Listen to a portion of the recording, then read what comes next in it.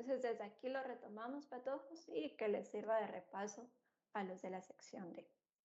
Nos quedamos hablando de la extensión o amplitud del nicho y decíamos que es esta distribución o área en la cual un organismo va a cumplir su función, va a desempeñarse en el ecosistema. Decíamos que esta extensión o amplitud del nicho pues está condicionada por los factores ambientales, está condicionada por todas las condiciones ambientales y también va a estar condicionada por la presencia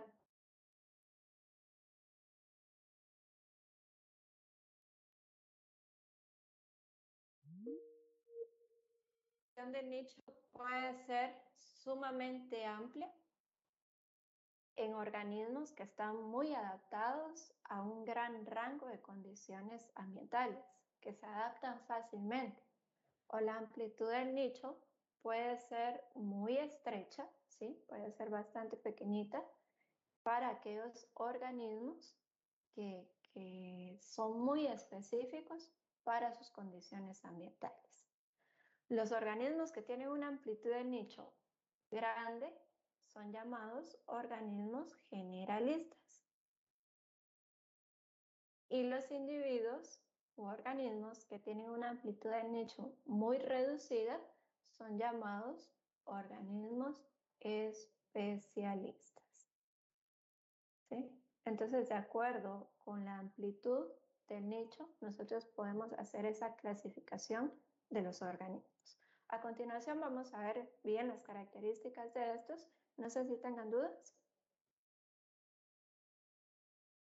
Bueno, entonces veamos lo que les decía, de acuerdo al tamaño y forma de la amplitud del nicho, así van a ser las especies que las podemos distinguir entre generalistas y especialistas. Veamos las características de los generalistas. Estos se ajustan a los cambios ambientales, tienen una alta capacidad de adaptación. José.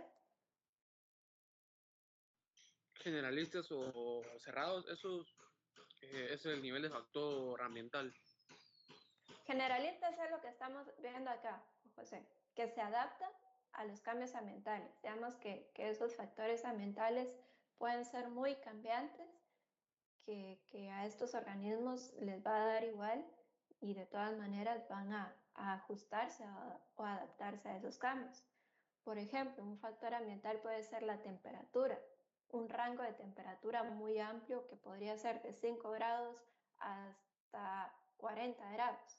Es un rango de temperatura muy amplio, pero un organismo generalista podría adaptarse a esas condiciones.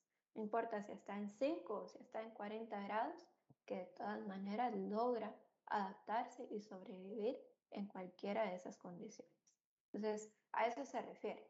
Los organismos generalistas tienen rangos de condiciones ambientales muy amplios.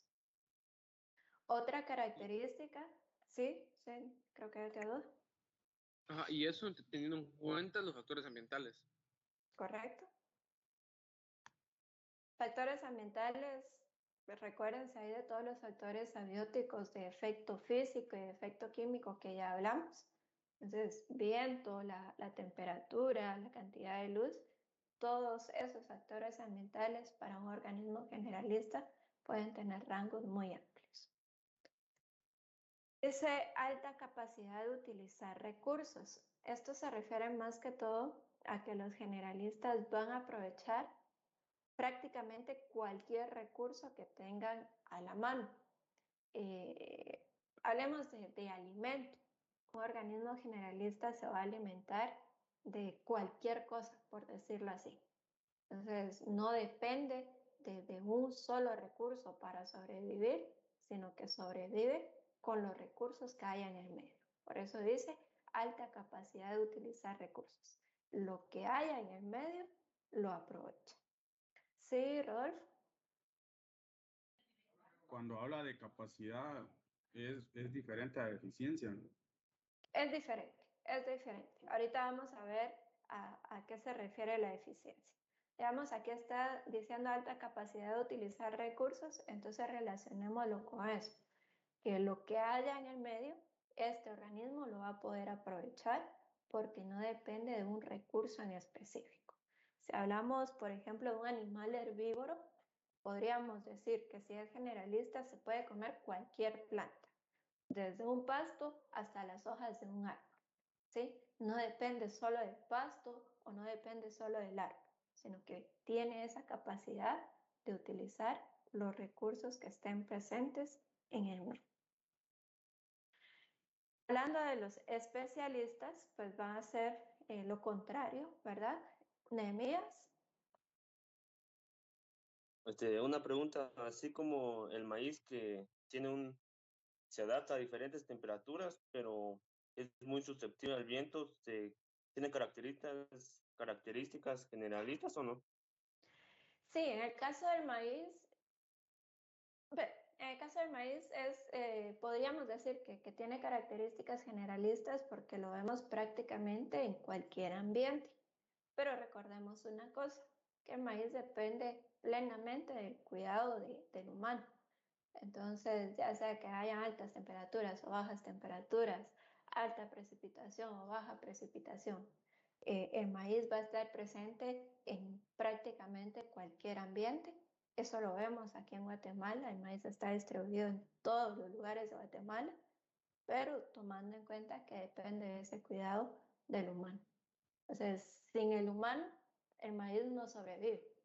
Eso es lo que debemos tomar en cuenta. Y hablando específicamente de lo que sucede de manera natural, entonces los generalistas por sí solos pueden sobrevivir en cualquier ambiente. Melanie. Ingeniera, esto quiere decir de que en la naturaleza se consideran estos dos, pero como ya especie que nosotros utilicemos para nuestro beneficio, eh, nosotros la adaptamos a cuál de las dos va a ser. Entonces, veámoslo así. Esta pregunta de Melanie es bien interesante porque lo que queremos que ustedes comprendan es que todas las especies que aprovechamos, todas las especies que utilizamos con fines productivos, en algún momento estas especies eran parte de un medio ambiente natural. Entonces, ¿qué fue lo que se hizo? Se sacaron de ese medio ambiente natural y en la actualidad lo que tratamos es de darles todas las condiciones que sean lo más parecidas a ese medio ambiente del cual originalmente eran parte. Entonces, al hablar ya de cuestiones productivas, nosotros vamos a ir modificando las condiciones ambientales y vamos a ir haciendo que esas especies se adapten a las condiciones que nosotros les brindamos. Entonces, hablar de estos conceptos en ambientes artificiales, manejados, productivos, se complica un poco, ¿verdad? Porque ahí siempre está metida la intervención humana. ¿Alguna otra pregunta? Bien, entonces les decía, los organismos especialistas, sí, José. Entonces, acá estamos hablando naturalmente, sin intervención humana. Correcto. Esto es lo que existe en el ecosistema. De manera natural podemos encontrar organismos generalistas, organismos especialistas. Y lo que les decía, nosotros podemos extraer de un medio natural un organismo de estos y ¿qué es lo que vamos a hacer? Tratar de darles todas esas condiciones lo más parecidas posibles para que sean productivos. Tenemos los especialistas, dice que estos son más específicos en su distribución y actividades. ¿Qué quiere decir? Que estos van a tener rangos o van a tener condiciones ambientales bien específicas para poder desempeñarse, para poder realizar sus actividades. Estos no van a ser como los generalistas que van a tener rangos, por ejemplo, de temperaturas bien amplios. No, en este caso, en los especialistas, hablando de la temperatura, pues su rango va a ser bastante estrecho. Van a tener características del medio ambiente bien específicas para poderse desarrollar.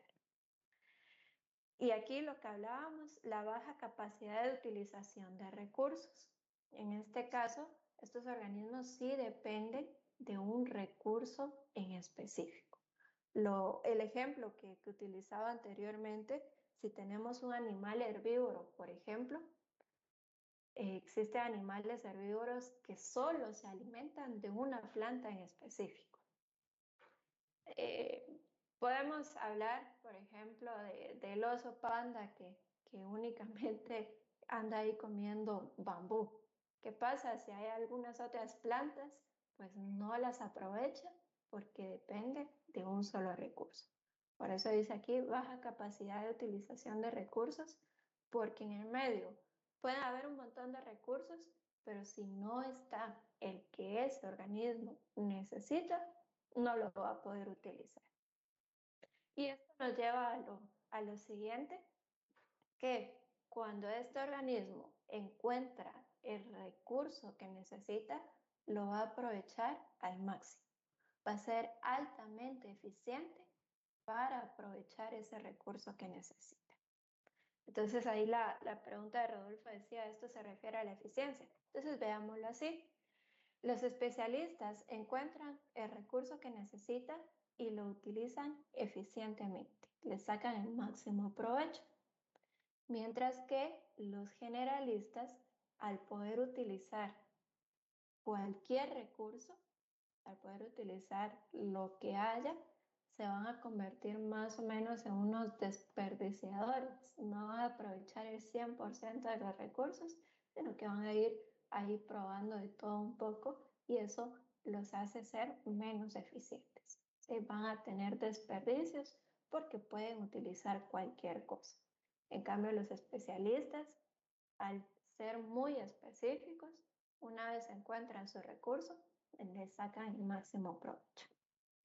Bien, ¿alguna pregunta? ¿Sí, Carlos?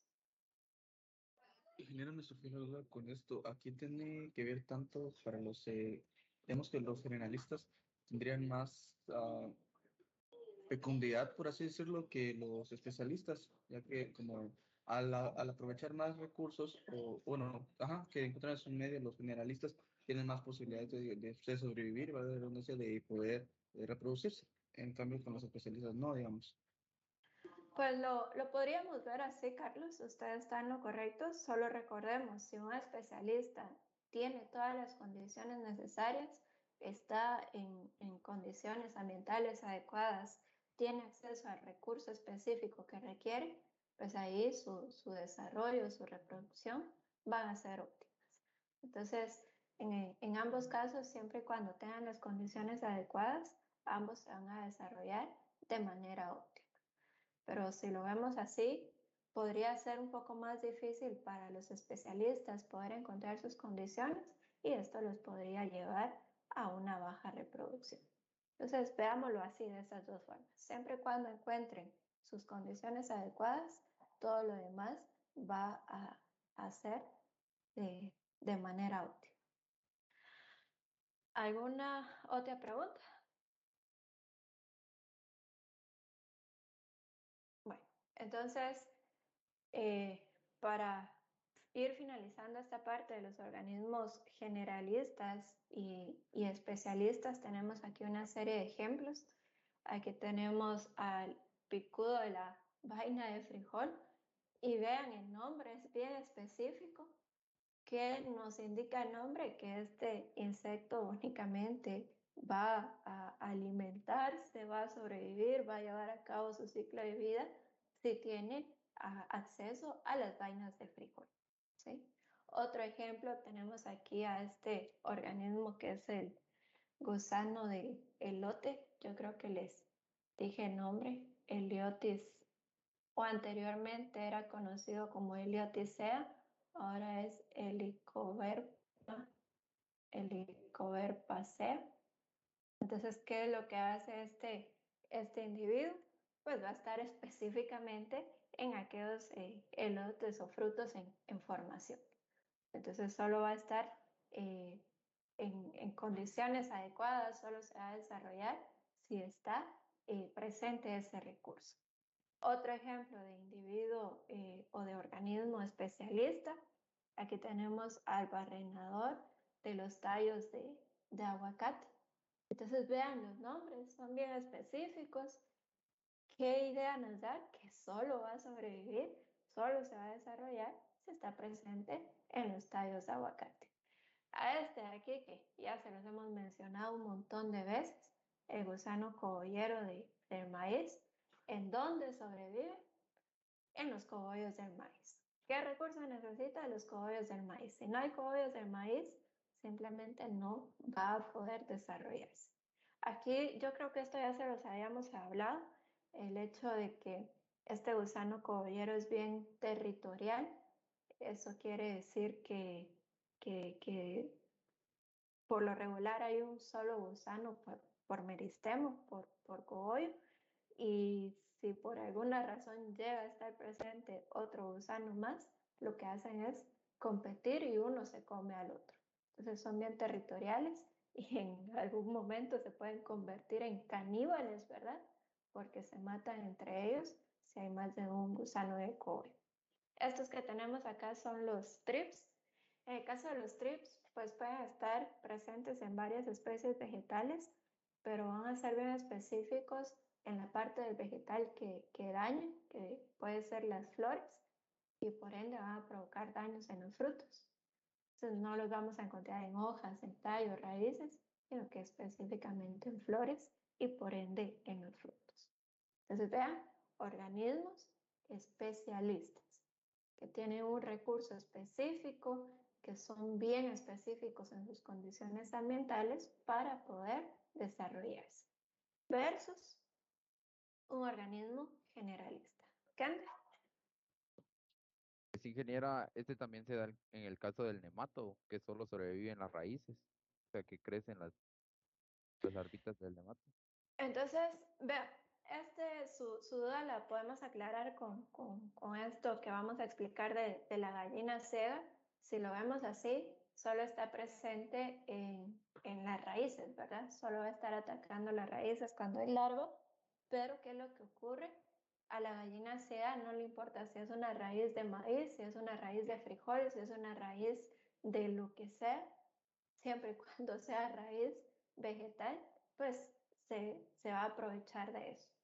Entonces, en el caso de los nematos, muchas especies que atacan o que son problema en las raíces, pues de igual manera van a estar presentes sin importar qué especie vegetal sea. Entonces ahí podemos hablar de organismos generalistas que están adaptados a un rango de condiciones ambientales bien amplias. La gallina sea la podemos encontrar en un montón de condiciones ambientales y que van a estar aprovechándose de un montón de especies vegetales. Entonces, este es un organismo generalista. Josué. Ingeniera, el primero ha dicho que era el picú de palma. Este es del frijol, de la vaina del frijol. Ah, bueno. Una pregunta, Josué Alejandro. Ingeniera, entonces podríamos decir que las especies endémicas tienen características especialistas. Sí, realmente ese es un buen análisis. Las especies endémicas, como lo estudiamos, están restringidas a una distribución bien específica. Van a depender de un recurso bien específico y esto podría ser coincidente con las características de los especialistas. Solo Cristel aquí pregunta acerca de si no pasaría lo mismo con los trips. Entonces los trips, lo que sucede es que no están distribuidos en especies vegetales tan ampliamente como sí sucede con la gallina ciega. Y en el caso de los trips también van a tener condiciones ambientales más específicas. Por eso es que los incluimos entre los especialistas.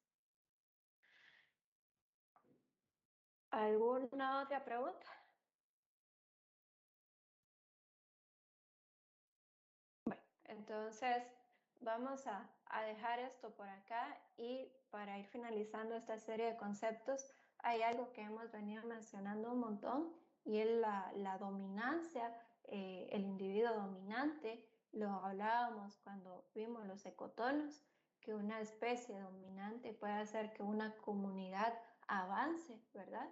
Entonces, realmente, ¿qué es dominancia?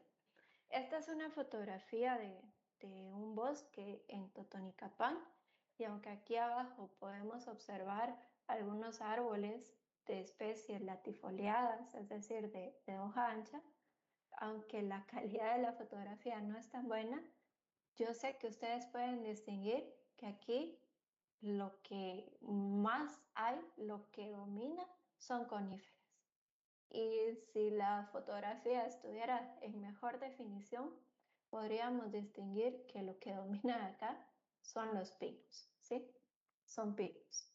Entonces, ¿qué es lo que podemos concluir de esta fotografía? Que la especie dominante son los pinos. ¿Hay más especies? Sí, pero lo que está predominando en este ambiente son los pinos. Entonces, el organismo dominante es aquel, como su nombre lo indica, el que predomina, el que tiene una mayor capacidad de captar los recursos y por ello va a repetirse o va a estar ocupando un mayor espacio. Entonces, ¿de qué depende la población dominante? Lo que les decía, pueden ser los individuos más numerosos en el medio, los más abundantes. Esto también puede depender, una especie dominante también puede depender de su poder invasor, pueden ser altamente invasoras y por ello es que van a dominar en el ambiente. O bien son los organismos, digámoslo así, más grandes que ocupan un mayor espacio en el ambiente y por eso es que dominan. Cualquiera de estas características, ya sea solo una, dos o tres o las tres juntas, pueden hacer una población dominante. Entonces, ahora sí, quiero que relacionen eso. Cuando estábamos hablando de ecotono, les decíamos que ese ecotono, que es ese espacio de mezcla de especies, donde una puede ser más dominante y esto puede conllevar a que la comunidad avance, es debido a estas características, ¿verdad? Una especie dominante puede ser invasora o puede tener mayor cantidad de individuos y por ende estarse reproduciendo, o bien pueden ser organismos muy grandes que ocupan una gran cantidad de espacio. Sí, José. Ingeniera, cuando hablamos de depredación, usted dijo que las más numerosas van a ser las presas. Entonces, ¿se podría decir que estas son las presas? No necesariamente, José. Y esta pregunta la vamos a resolver bien en la siguiente unidad. Yo creo que para hoy ya no nos da tiempo, pero tenemos toda una unidad de interacciones y vamos a hablar de eso, ¿sí? Cuando hablamos de animales, sí puede ser que la población presa tenga mayores o mayor cantidad de individuos y por ello necesita un control que va a ser el depredador, pero no siempre sucede así. Entonces, eso no se preocupe, lo vamos a terminar de entender en la siguiente unidad. Y aquí nos pregunta Rodrigo, ¿depende del estrato? Sí, todo esto está relacionado con la estructura vertical, que son los diferentes estratos, arbóreo, sotobosque, arbustivo y herbáceo. Pero se los decía ayer en la tutoría, por ejemplo, ustedes ya tienen este ejemplo del pasto jaraguá, que al ser un pasto está en el estrato herbáceo, pero ustedes ya saben que tiene un alto potencial invasor, ¿sí? Entonces podría ser en determinado momento un pasto como el jaraguá, que es tan agresivo, que es tan invasor, pueda llegar a desplazar incluso arbustos, incluso el estrato sotobosque. Entonces, para que nos quitemos un poco esa idea de que por ser el más grande un árbol siempre va a dominar, no necesariamente tiene que ser así. Hay plantas parásitas, por ejemplo, que tienen un crecimiento trepador, que podría ser considerado del estrato herbáceo también, pero pueden llegar a dominar por ese potencial invasor. Entonces, sí, debemos recordar los estratos, pero siempre teniendo en cuenta que estas características son las que hacen que una especie sea dominante. Creo que hay alguna duda. ¿Sí, Josué? Ingeniero, entonces nos tenemos que basar en estas características, no solo de generalizar. Correcto. Es que ustedes ahorita ya tienen un montón de elementos para poder hacer el análisis. Ya conocen que el ecosistema terrestre ustedes lo pueden estudiar de acuerdo a la estructura vertical. Ya conocen los estratos. Si está presente, es el que va a influir más, es el que tiene esa capacidad de acaparar la mayor cantidad de recursos, pero también tienen que tener en cuenta estas características, que cualquier especie con estas características puede llegar a dominar el medio. ¿Preguntas?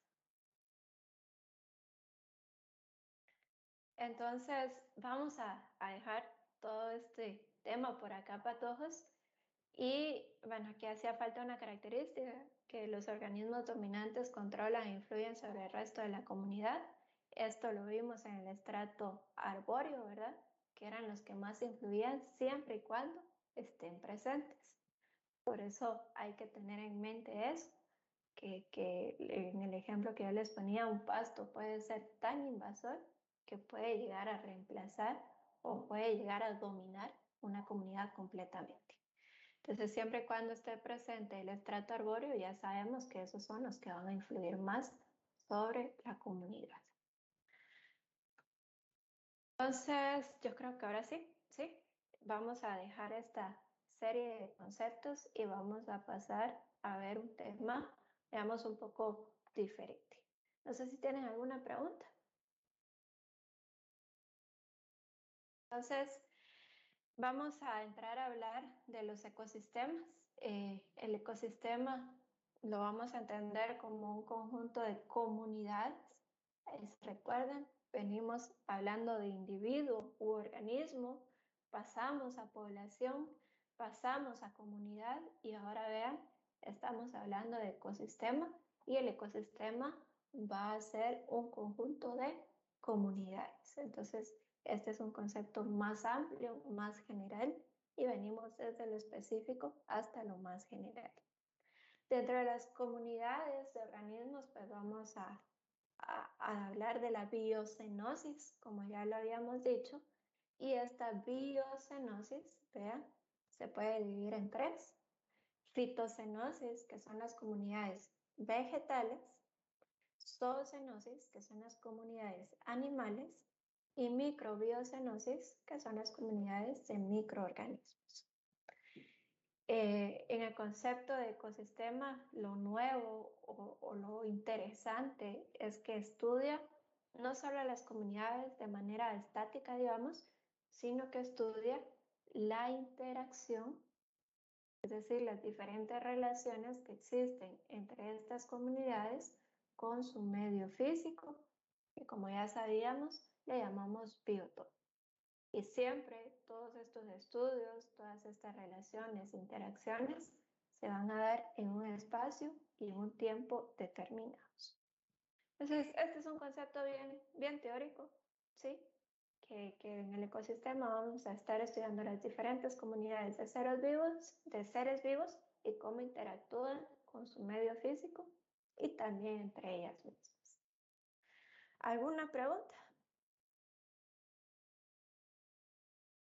Bueno, entonces existen dos tipos de ecosistemas que vamos a estar estudiando: el ecosistema terrestre y el ecosistema acuático. Del ecosistema terrestre, nosotros ya entendimos que este se estudia de acuerdo a los estratos verticales que hay en él. El biotopo está conformado de estratos verticales. Y lo que vamos a empezar a hablar ahora es cómo nosotros podemos estudiar el ecosistema acuático. Aquí no lo vamos a hacer de una forma vertical, aquí va a ser más bien de una forma horizontal, y ya les voy a explicar de qué se trata eso. Entonces, estos son los dos grandes tipos de ecosistemas que existen, el terrestre y el acuático. Bien, voy a continuar. En el caso de los ecosistemas acuáticos, vamos a ver que existe una división y esta división va a ser más que todo en función a las propiedades de concentración de sales. Vamos a hablar primero de un ecosistema marino y de un ecosistema de agua dulce. Entonces, vean, esto va a estar en función a la concentración de sal. Eso es lo que va a ser la división entre un ecosistema acuático y otro. Ecosistema marino y ecosistema de agua dulce. Comenzamos con los ecosistemas marinos, que como su nombre lo indica, están formados por los mares, que también les llamamos océanos, ¿verdad? Mares, océanos, marismas. Los marismas son zonas que tienen una altitud menor a nivel del mar y que con las mareas se inundan. Entonces a eso se le llama marismas, están cercanos a las playas y con mareas altas se inundan y es un ecosistema marino. La principal característica es que la concentración de sal en este tipo de ecosistemas es del 3.5%. Pareciera poquito, pero si ustedes han ido al mar, patojos, a bañarse ahí, sabrán que eso es bastante salado, ¿sí? Entonces, hay zonas del océano donde esta concentración puede ser mayor, hay zonas del océano donde esta concentración puede ser menor, pero en promedio se maneja esta concentración del 3.5%. Esta condición de salinidad hace que los ecosistemas marinos sean medios con condiciones adversas. O sea, este 3.5%, vean, hace que el ecosistema marino sea un medio de unas condiciones extremas. Por lo tanto, los organismos que viven en estas condiciones tienen que estar sumamente adaptados para soportar estas condiciones. Y algo bien importante es lo siguiente. Cuando un ambiente tiene condiciones adversas, tiene condiciones extremas, esto hace que los medios sean más estables. ¿Qué quiere decir esto de que sean más estables? Es decir, que estos medios no van a sufrir de cambios a lo largo del tiempo, o los cambios que sufran no van a ser tan abruptos, no van a ser tan drásticos, porque sus condiciones adversas hacen que se mantengan, digamos, muy similares, muy estables a lo largo del tiempo. ¿Sí? Entonces, eso es bien importante que ustedes lo tengan en mente, que las condiciones adversas hacen que un medio sea mucho más estable. Por eso dice aquí que el medio marino es más estable. ¿Es más estable que cuál? Es más estable que los ecosistemas de agua dulce, por ejemplo. ¿Preguntas? Eso era por las condiciones adversas, ¿verdad? Correcto. Cuando hablamos de medios con condiciones adversas, como el medio marino, esto hace que sean más estables. Bueno, seguimos con los ecosistemas marinos y otra característica ambiental que va a hacer diferencias en el medio marino es la cantidad de luz. Recordemos que en las primeras capas o en la capa superficial del mar, pues va a haber una mayor cantidad de luz y conforme vamos avanzando en profundidad, ya no llega esa cantidad de luz. Entonces, de acuerdo a la cantidad de luz que se recibe, vamos a dividir el medio marino en dos grandes zonas. La zona iluminada, o también llamada zona fótica, y la zona oscura, o también llamada la zona afótica.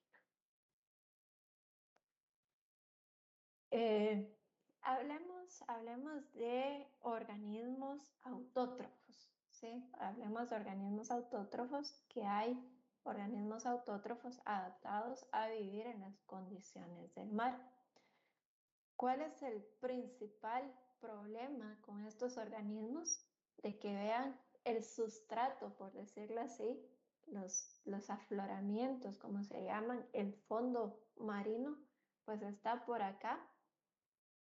Y si son organismos autótrofos, requieren luz, ¿verdad? Y la luz está por acá. Entonces, esa es una de las principales problemáticas que se presentan en los ecosistemas marinos, que los sustratos, los nutrientes, están muy alejados de la zona iluminada. Sin embargo, existen zonas en el mar, sobre todo lo que está más cercano a la playa, van a existir zonas donde los afloramientos, el sustrato, los nutrientes, pues sí van a quedar cercanos a la zona iluminada. Entonces, es en estas regiones donde los organismos autótrofos aprovechan para estar presentes, ya que van a tener disponibilidad de nutrientes y van a tener disponibilidad de luz. Y deben estar completamente adaptados a esas condiciones de inundación, a esas condiciones de salinidad. Entonces, lo que les decía, en los ecosistemas acuáticos hacemos más que todo un estudio de forma horizontal, ¿verdad? Vamos a hacer esa división de las zonas y ya saben ustedes, en el caso del ecosistema marino, va a influir mucho la cantidad de luz. De acuerdo a esa cantidad de luz, entonces van a haber diferentes capas en el ecosistema marino y en esas diferentes capas van a estar presentes diferentes organismos. Uno de los lugares menos explorados en el planeta es justamente el fondo marino. Hay muy pocas investigaciones o exploraciones porque la presión ahí es tan alta que muchas de las cámaras o instrumentos con los que se cuentan no soportan esa presión. Entonces no sabemos con certeza qué tipos de organismos pueden estar presentes en esas zonas que son el fondo marino. Bien, ¿alguna pregunta?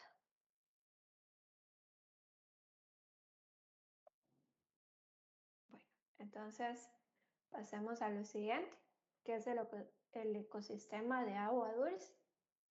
Aquí vamos a estar hablando de los ríos, los lagos, también los pantanos, las lagunas, todos los cuerpos de agua que están en la tierra, ¿verdad? Todos los cuerpos de agua que se encuentran presentes en la tierra. Entonces, lo que les decía, estos se diferencian del ecosistema marino por su baja concentración de sales, ¿sí? Por su baja concentración de sales.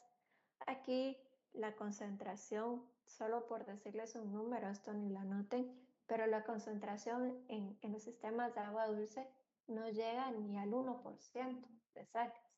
Por eso hablamos de agua dulce. No es que sea dulce, ¿verdad? Sino es por la baja concentración de sales. ¿Cómo hacemos para estudiar estos ecosistemas de agua dulce? Va a ser basado principalmente en las corrientes, es decir, el movimiento del agua que esté presente en estos ecosistemas. Así es como vamos a estudiar los ecosistemas de agua dulce, de acuerdo con sus corrientes. Las corrientes son el movimiento del agua. Entonces, en los ecosistemas de agua dulce, las especies que viven en ellos van a estar adaptadas a esa velocidad del movimiento del agua. Eso es lo que va a hacer una diferencia entre qué especies vemos en un río y qué especies vemos en un lago y qué especies vemos en un pantano. ¿Una pregunta? Entonces veamos, de acuerdo con ese movimiento del agua, de acuerdo con esa corriente, los ecosistemas de agua dulce los podemos dividir en lénticos, que son aquellos de agua quieta, donde el movimiento es casi nulo. Dice de escaso caudal. Este caudal lo que significa es volumen por unidad de tiempo.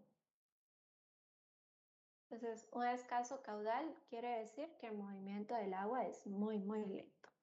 ¿Sí, José? Ingeniera, ¿podría regresar a la diapositiva anterior, por favor? ¿Está bien?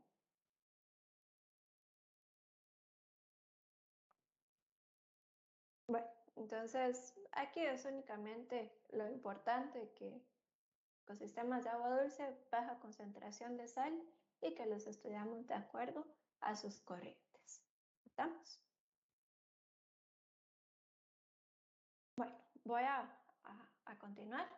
Entonces decíamos que de acuerdo a sus corrientes hay ecosistemas lénticos que son aquellos de escaso caudal o de agua muy, muy quieta, como lo pueden ser los lagos, los estanques y los pantanos. Ahí hay una corriente muy escasa y el agua prácticamente está ahí quieta.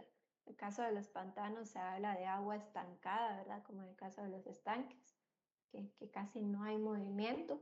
Por lo tanto, las especies que viven ahí deben estar adaptadas a esa condición del estancamiento del agua. Y los otros son los ecosistemas de agua dulce llamados lóticos, que es donde el agua sí está corriendo, el caudal es mayor, como son los ríos y arroyos. En los ríos el agua está corriendo, corriendo, corriendo, y por lo tanto van a tener un mayor caudal. Las especies deben estar adaptadas a ese movimiento del agua. Bien, ¿preguntas?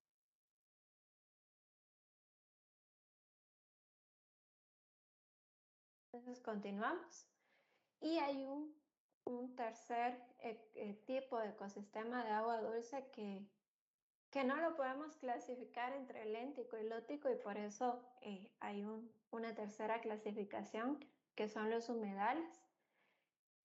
Los humedales son un ecosistema bastante interesante. Son áreas de tierra, ¿sí? Son terrenos donde se inundan, ya sea todo el año o bien de manera intermitente. Entonces, el humedal en sí es una parte, una porción de tierra, pero debido a su posición se va a estar inundando. Y lo interesante es que se inunda con agua de mar y también puede estarse inundando con agua dulce. Entonces, ¿qué es lo que pasa? Ocurre ahí una mezcla de agua salada con agua dulce, y esto da como resultado lo que se conoce como agua salobre. El agua salobre es menos salada que el agua de mar, pero tiene una mayor concentración de sales que el agua dulce. Estos ecosistemas, entonces, al ser así intermedios, digámoslo, van a tener especies bien, bien específicas que solo sobreviven en esos medios. Y esto es lo interesante de los humedales, que ahí vamos a encontrar solo en esas áreas especies que no podemos encontrar en otros lugares. ¿Sí, José? Ingeniera, entonces un nacimiento de agua se podría decir que es lótico. Correcto. Correcto. Y gracias por la duda, José. Esto nos lleva a otra cosa, y es para que ustedes también vayan tomando ahí conocimientos generales. Una forma común es, así como lo dijo José, de referirnos, es un nacimiento de agua. Pero no es que el agua nazca, ¿verdad? Que brote ahí de la nada, sino que recordemos que voy a tratar de hacer aquí un perfil. Esta es la parte terrestre que nosotros vemos, la litosfera, pero aquí abajo de la superficie, pues hay material parental, lo que ustedes ya conocen, y dentro de ese material parental hay una serie de cavidades, digámoslo así. Hay una serie de cavidades que están rellenas con agua. a eso se le conoce como acuífero. El acuífero, entonces, es el agua subterránea. ¿Qué es lo que sucede en un nacimiento de agua? Que esta parte del acuífero sobresale a la superficie. Digamos, hay un rompimiento ahí y eso es lo que nosotros vemos como un nacimiento. ¿Bien? Es para que agreguen a su vocabulario esa palabra del acuífero. Porque se perforan pozos, de dónde viene esa agua que normalmente consumimos en la casa, pues es de un pozo que llega hasta donde está el acuífero y a partir de ahí se extrae. Bien, ¿alguna pregunta? Y era solo una duda con lo de eso de que se hagan nacimientos. Por ejemplo, me he dado cuenta que aquí nacimientos se dan, no sé si el palo de amate, no sé si lo has escuchado. Sí, Aquí la que es verdad que lo siembran porque llama el agua y también hay otro, como una planta, no me acuerdo el nombre, pero en total que solo se da en los nacimientos. Entonces podría decir que esas son plantas específicamente de esos ecosistemas. lo que O como, podemos pensar es lo siguiente, que en algunos casos, en algunos vegetales, recordemos, en todos los vegetales, la raíz crece en función de las fuentes de agua, ¿sí? Eso siempre es así, la raíz va a crecer buscando una fuente de agua. Entonces, ¿qué es lo que sucede? Algunos vegetales van a tener unas raíces más fuertes, más grandes, con mayor capacidad de penetrar en el sustrato y eso es lo que pasa, ¿sí? Que hay especies que tienen esa gran capacidad de romper el sustrato y llegan hasta donde está esa fuente de agua. Por eso sí se les puede dar esos usos, pero no es que llame el agua, ¿verdad? Sino que son sus raíces siempre buscando la fuente de agua. Sí, Melanie. Ingeniera, con el respecto a eso del humedal, es que, digamos que yo conozco un lugar que son cascadas de agua dulce, pero muy cerca de ellas está el mar. Ese punto intermedio que hay entre las cascadas de agua dulce y el mar sería considerado un humedal. Depende. Si es una zona que se inunda, que llega el agua del mar y se inunda y se mete, entonces sí podría ser un humedal. Ahora, si únicamente es el curso de un río y solo está cercano al mar, pero no hay inundación, no hay una mezcla, entonces no sería un humedal. Es que Eh, no me queda claro este concepto de que se inunda, o sea, como con las mareas o ¿cómo así? Sí, con las mareas.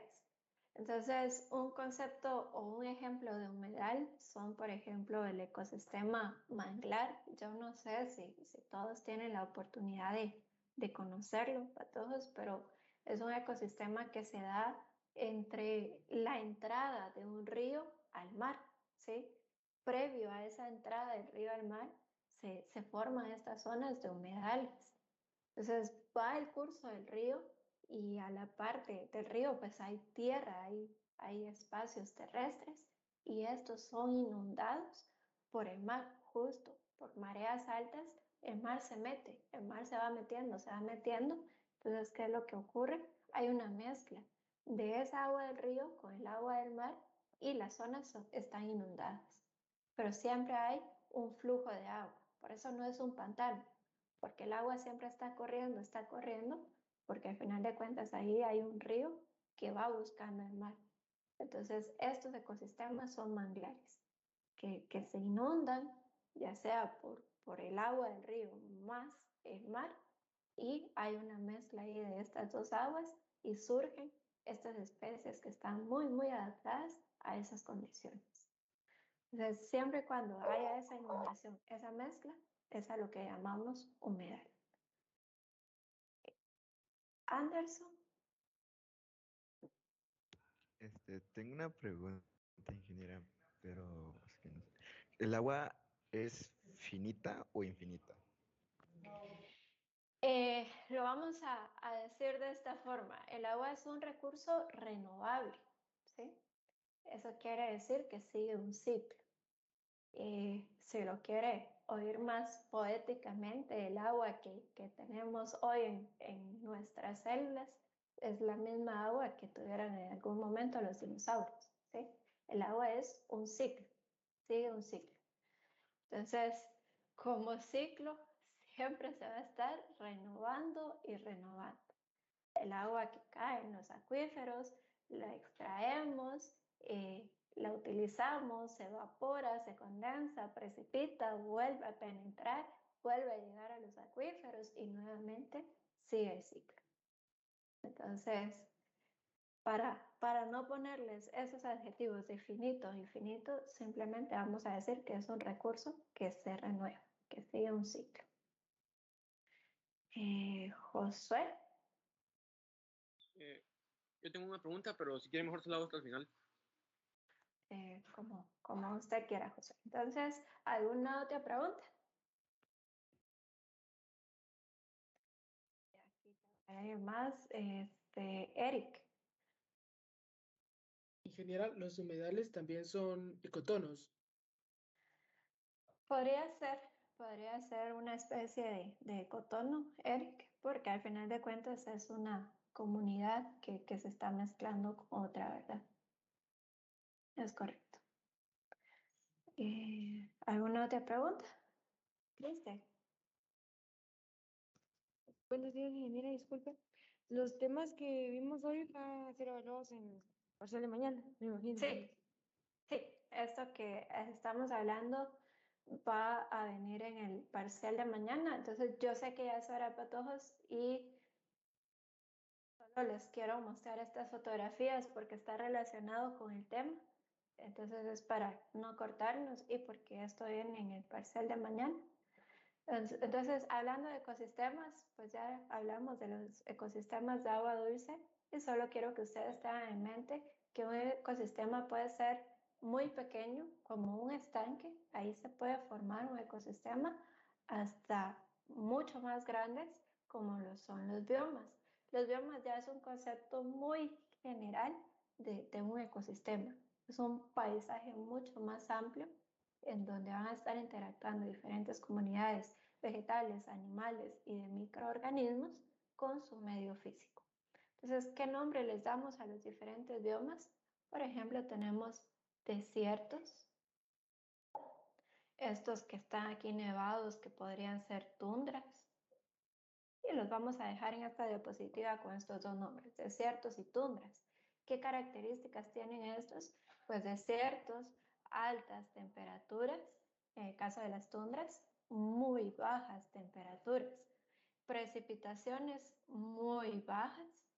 En el caso de las tundras pueden ser altas precipitaciones, pero en forma sólida, ¿sí? En forma de nieve, en forma de granizo, que al final de cuentas, aunque hay agua aquí, no está disponible.